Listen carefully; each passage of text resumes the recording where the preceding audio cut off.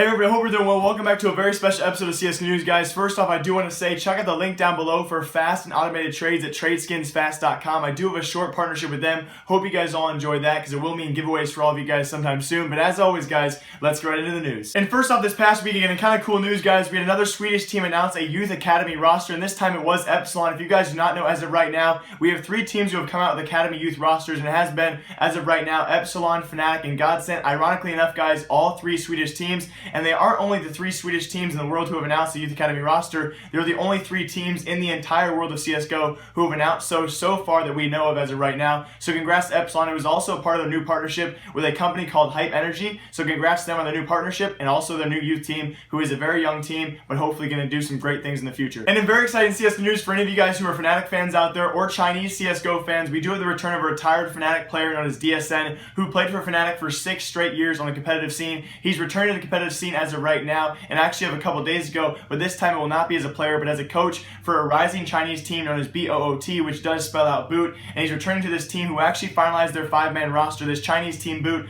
finalized their roster about a couple weeks ago when they added 2 new players known as Sola and Biceps. Yes, there's a Chinese Biceps player out there. It's not Pasha. He actually goes by the name of MH Biceps to finalize this boot roster for the Chinese team. So hopefully going to see them a lot in Chinese competitions, but also maybe soon in European, also American competitions as well. So congrats to the return of Fnatic DSN to the Chinese scene and the competitive CSGO scene as well. And it's a very exciting CSGO news, guys, as everyone guessing. As of last week, we had Gambit Gaming had some conflicts with 3 of their members. As many of you know, we had a Dren, Mo, and Doja violate TWC or World Championship rules and receive several bans, including a TWC ban and an EFRAG ban, as well as a fine on top of that from Gambit Gaming themselves. The conflict does continue, guys, as apparently Hooch has left the organization, as he tweeted out this late last night, but he wasn't all too upset about the altercation, guys. In fact, he seemed happy to be leaving as he exchanged several tweets afterwards with Navi member Zeus. If you guys do not know, Navi Zeus has been on the inactive roster for quite some time now as an inactive Navi player, but still as a part of the organization. So it leads many people to think, as of right now, guys, Gambit Gaming needed a 5th member as that part Kazakhstan and part Russian lineup.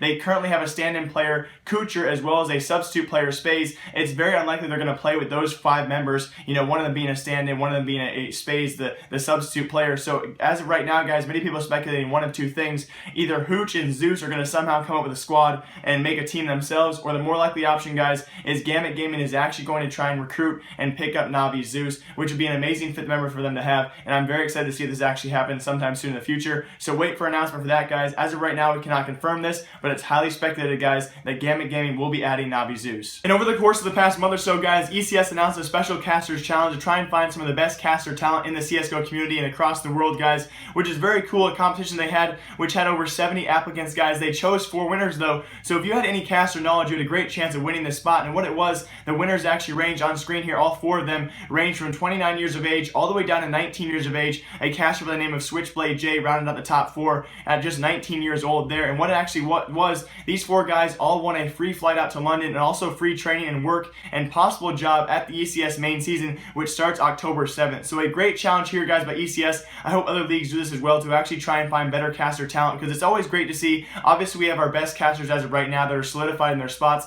that always work the main stages, but for all these main seasons that have weekly competitions and, you know, and every single night of the week they have competitions and games, it's always great to see new caster talent out there, guys, and hear new voices cast the scene. So it's a great challenge here by ECS. All these guys may start working October 7th or throughout the ECS main stage, so best of luck to all these casters, and hopefully they do a great job. And of course, after our last CSGO News episode talking poorly of Navi's recent performance, as many of you guys know, they've been struggling online in LAN events, especially in ESL Pro League this last week or so. You guys might remember in our last episode of CSGO News, I talked very crappy of them, and I said this: the team that's been hit the most by this at ESL New York will be Navi. So I don't expect them to make a very good, strike in this tournament. I don't want to say they're not going to make the semifinals. That would be my guess, though. But I also was not surprised. I don't want to get too much hate for this, guys. I was not surprised at all. They did go on to actually win ESL New York. I was a bit surprised they took down Virtus Pro. I think SK Gaming might have put up a better shot against them, but those games went very, very late, and those teams are very tired. But still, guys, I was not surprised that it happened, because I also said this in that same CSGO News News episode. But knowing my luck, guys, whatever I say, Navi's going to go counter it and then do it. So I don't expect much from ESL New York from Navi, guys, but we'll see what happens this week. But either way, guys, in the semifinals, it was Virtus Pro who eliminated SK Gaming in a very close series there, including map number 2, which went to a third overtime. These are the matches, the semifinals and the finals were the only matches I could actually watch throughout the tournament, so I was very surprised